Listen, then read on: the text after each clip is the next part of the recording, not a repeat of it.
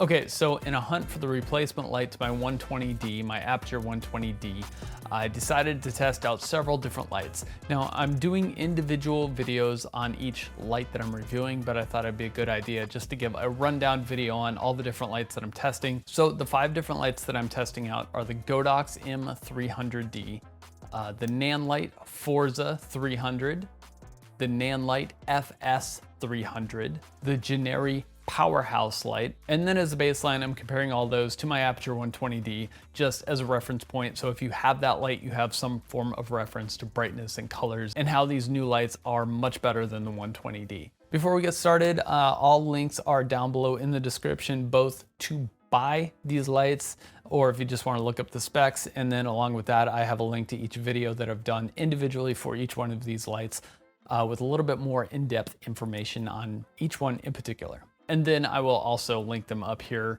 throughout the video. A few things that I'm gonna cover in this video, scientific, a little not scientific. I'm gonna cover the brightness, actual scientific measurements. I'm gonna cover the usability, the portability, just my general thoughts on them and which light I think is the best. I'm gonna go ahead and tell you right now, it's the Godox M300D. That is by far my favorite. And just stick around, you'll find out why. That's not the perfect all-around light, but it is the light that I am most likely to pick up after doing these tests. And then at the end, I'm just gonna let it roll through some scientific measurements. If you're really into like the color charts and which one is most color accurate, or which one is the brightest, or which one has the, you know, it's very scientific. I'm not gonna claim to totally understand the science behind all of these readings, but if you're really into the technical specifications, go ahead and go through to the end and you can go through and compare all the technicals of these lights. Let's do this. Let's get into this video. So the usability of these lights. Obviously, they're all usable because you're gonna pay for them and you want them to work, so they're usable. But they have different levels of usability. Starting off with the Nanlite FS300. So it's really easy to set up and break down. All you need is light head and a power cord. Super simple. And a stand. You should probably put it on a stand too. The downside is there's no remote control for it. So if you have this light up high or tucked back in a corner, you're gonna have to like get back there or lower the light to change the light levels.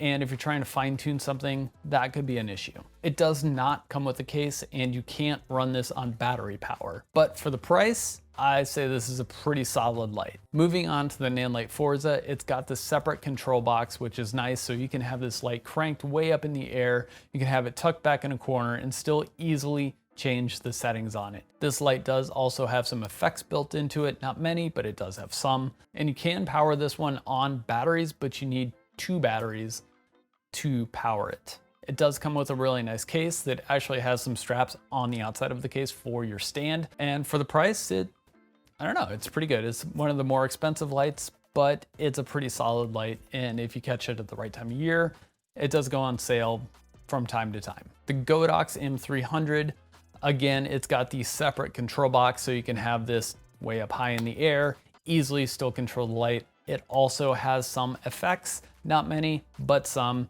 You can power this light off of batteries as well. The good news is on this one, you can power it off of just 1 battery if that's all you have, but you can also get more life out of it if you have 2 batteries. This one also does come with a pretty nice case. Again, goes on sale from time to time, so if you're not in a hurry for a light, maybe wait a few months and see if it goes on sale. The Powerhouse light, it is big. It's physically, the head itself is pretty big, which is shocking given that it does have a separate, I'm not even gonna say control box, but just power box. So you can control this one with a remote that does come with the light, or you can control it on the back of the head itself. And this one does not come with a case, and you cannot power this one off of a battery. This is one of the more expensive lights, and for the features that it doesn't have, I'm gonna say, I think it's a little pricey, so I'm gonna say it's not my favorite light. And then the Aperture 120D control box hangs down low so you can control it, although the cord isn't super long. You can power this one off a battery. It is not nearly as bright as the others, and I hope you're not looking for an Aperture 120D. Let's just get a brighter light. I always wish that light was brighter, and now I have a chance to get a brighter light, so I'm actually pretty excited about that. So I'm gonna go ahead and run through a couple of samples here. To start off, I did put each one of these lights in the same softbox, in this same setup that I use, just to see how this looks in my particular setup with my particular softbox. Now, looking through these, there are slight variations between them all, but they are very slight. So they're all giving a pretty good quality of light through this softbox. And just FYI, I am using the same LUT that I created for the Godox light for all of these samples. And then as another test, I went outside on an overcast day, cranked them all up to 100%, put them way up in the sky to kind of recreate a little bit of sunlight just to see how well those did. Nothing super scientific there, but just an idea to see how bright this light is outside in the daylight. Looking at these, it appears that the Nanlites and the Godox have a much more concentrated beam, giving much more of a direct sunlight kind of look. As to where the others, the beam just kind of seems to fade out. So now that I've covered the practical uses, the fun stuff, the features of these lights, it's time to put on our science glasses and get into the sciencey side of stuff. Gonna take the glasses back off to make that cohesive because I've actually already recorded all of this without my glasses. I didn't think about that. So sorry, the science actually goes without the glasses. It's the way it's gonna be, sorry. So for the brightness test, I actually did a good chunk of measurements here. So I measured at 25, 50, and 100% at each 5 foot, 10 foot, and 15 foot. I'm just gonna drop a link to this down below so you can go ahead and take a look at it. Otherwise, I'm just gonna cover the 5 foot measurements at 100%. And that's using the dish that came with each one of these lights. So in order from darkest to brightest light, we're looking at the darkest is the Aperture 120D with a lux of 5820 and foot candles is 540.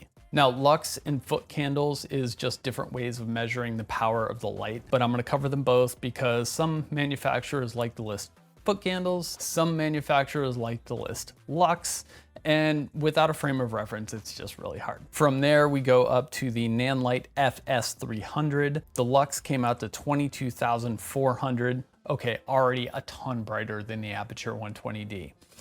And the foot candles on that light is 2,080. The next brightest is the Nanlite Forza at 33,100 lux, which is 3,070 foot candles. The next brightest is the Powerhouse light with a lux of 37,300, the equivalent of 3,470 foot candles. And by far the brightest light is the Godox M300, a lux of 52,600. That's so much brighter than the other lights. And foot candles came in at 4,880, by far the brightest light. If you're going for a bright light, you want the most you can, go for the Godox. That's the one, that's a really good selling point for the Godox. And then for the white balance on each one of these lights, they're all pretty much balanced or supposed to be balanced to about 5,600 Kelvin. The readings for that came out to, let's get into it. The Aperture 120D is a baseline. Like I said, that's my baseline. It came out to 6,006 Kelvin. Running through, we've got the Nanlite FS300, which came out to an average of 5410. The Nanlite Forza came out to an average of 5444. The Godox M300 came out to an average of 5679 Kelvin. And the Powerhouse light came out to an average of 5769 Kelvin. So if they're all trying to go for a baseline of 5600 Kelvin, so far the Godox is the closest light to being the daylight balance that they claim. And it's also by far the brightest light. Got a couple of points going for the Godox at this point. I mean, it's looking to be a pretty good light, so let's see what else we got. So one of the most crucial things for a light is probably going to be your skin tone rendition. And there are 3 measurements that most people judge a skin tone on if you're taking a measurement. If you have the super fancy light meter, you want these 3 values to be as close to 100 as possible. Those are your R9, your R13, and your R15. Again, I'm not gonna claim to totally understand the science behind all of this. But from what I understand, if these three values are up in the upper 90s, close to 100, you're gonna get pretty good skin tone rendition. This also has a lot to do with what camera you're using, what other lights are in the room, what ambient light is going on. There's a lot more to it than just these three values. But let's take a look at these real quick and see which one is the closest. The Nanlite Forza is probably the best as far as the readings go. They're all pretty close, but I was actually really surprised with my Aperture 120D about how actually far off that was, especially on the R9 value. I know that when I tested the Godox light originally, I had to go through and make a new LUT for that light in particular. And now I kind of understand a little more why, because this aperture light was so far off. I don't know if that's because it started off that way, or if just because I've used it so much, it's kind of shifted its core light values over time. Does that even make sense? Core light values? What does that even mean? You understand what I'm trying to say here. Over time, maybe it's just shifted a little bit. So as far as skin tones, they're all pretty good. The Nanlite Forza definitely takes it. So my final thoughts on these lights. My number one pick is the Godox M300. One, it's reasonably priced. It's by far the most powerful light. It's the most accurate in terms of claimed Kelvin versus measured Kelvin. And this is probably gonna vary from actual light to physical actual light. But across the range of those that product line, it's probably gonna be pretty close. My second choice would be the Nanlite Forza, just because it's also a pretty powerful light. I like the small compact size of the head itself. It's a little bit smaller. It comes in a really nice case, battery power options. I don't like that it needs 2 batteries, but no big deal. I've got a few of them, so not the worst, not a deal breaker, I'm gonna say. The best budget light, I'm gonna say, is the Nanlite FS300 at like $350. This is a really awesome light for $350. If you're trying to do a studio setup, it's gonna be an easy light to buy a few of them, have a few lights around. It's also a really easy light to travel with because, like I said, it's just the light head and a power cord. I wish it was a locking power cord. That's my only beef with that one. By far my least favorite light is the Powerhouse light. It's lacking a lot for the price. Maybe there's a good reason for it. I just never found it, so. All right, guys, well, that's what I have for you today. I hope this helps you out if you're in the market for a new light. If you have any questions, put those down in the comments. I'll do my best to answer them.